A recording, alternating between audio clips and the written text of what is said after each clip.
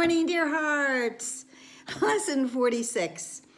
God is the love in which I forgive. What an amazing lesson. This lesson, to practice this lesson, will shift and change everything that you experience around yourself, and as you experience yourself and all of those that are near and dear, or even not so near and dear.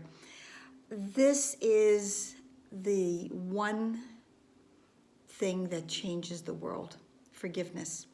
Forgiveness is, as this lesson says, the great need. It's the great need of this world, and it's because this is a world of illusions. This is a world of judgment. Every judgment is an illusion.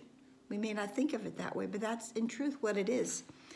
So to place forgiveness over the illusions that I have made eradicates them, it heals them, it corrects them.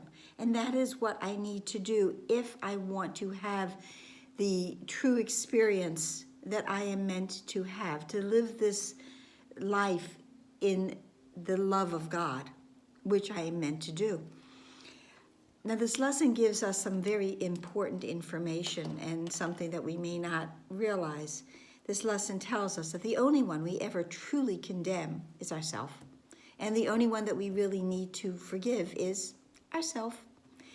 So maybe it's not that difficult after all. But then again, maybe it is a little daunting. First of all, I have to realize that I have condemned myself. First of all, I have to realize how much fear I have placed around myself. And I need to realize that all of these attack thoughts, all of these fear thoughts need to be lifted from my mind so that I can see truly and I can love truly. Forgiveness it tells us in this lesson, and I've said it before, that forgiveness is truly called salvation, because salvation is freedom and forgiveness helps us to be free. The practicing for today are three sessions of 5 minutes each, at least, to go down into yourself, to close your eyes and to look for those with whom you believe you have not forgiven them.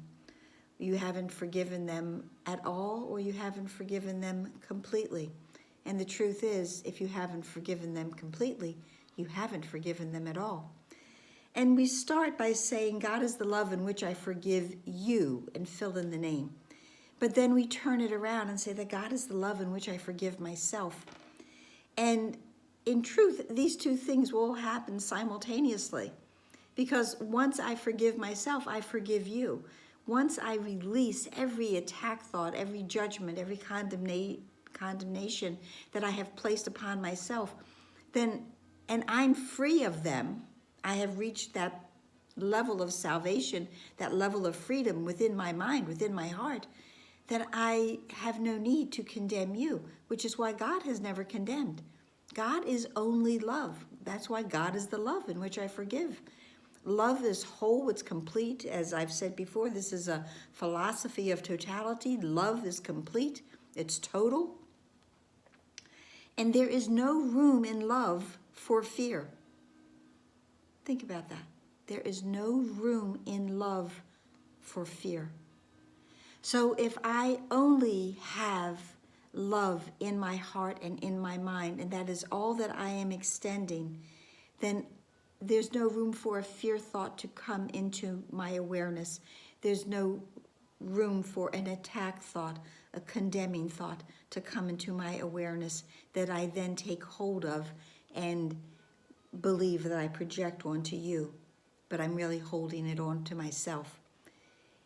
Love and forgiveness, and they are simultaneous, they are the same, makes right what was never really wrong. But it heals it in our mind. It gives us the release from the negative reactions that we have had towards ourselves and towards others.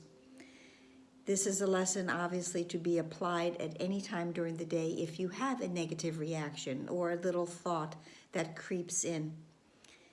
And to realize that If I don't forgive, then I must judge. That's what will happen. And forgiveness and freedom and love are so much better. They're so much more comforting and peaceful for me. So today I'm going to choose and know that God is the love in which I forgive, and this will be my new way of experiencing this world. So I hope that helped.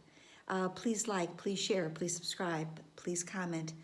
Please be here tomorrow for our final God is lesson, at least for now. Namaste.